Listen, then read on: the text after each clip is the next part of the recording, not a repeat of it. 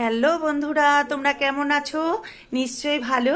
দেখো এই ব্যালকনিতে, আমার বাড়িতে আর কি দোতলার উপরে ব্যালকনিতে কি সুন্দর একটা দোলনা। এই দোলনাটা জানো তো আমার কর্তামশাই আমার নাতির জন্য আর আমার জন্য বানিয়েছে। আর এটা না কাজের ফাঁকে, মানে যখন কাজ হয়ে যায় অবসর টাইমে এই দোলনাটায় বসে আমি এই সুন্দর পরিবেশটাকে উপলব্ধি করি। কেন বলো তো সুন্দর পরিবেশ বললাম? কারণ শহরের মধ্যেই গ্রাম্য পরিবেশ খুবই সুন্দর। পরিবেশটা অসাধারণ। দেখো বাড়ির পাশে সুন্দর মন্দির রয়েছে, শিব মন্দির বিশাল বড়। হ্যাঁ, বিশাল বড় দেখো শিব মন্দির।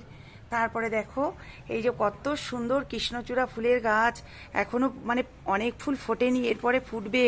এই দেখো রাস্তা, আমার গোটা বাড়িটা গাছ, মানে ভর্তি গাছপালা দিয়ে, তো এটা গাছ বাড়ি বলতে পারো।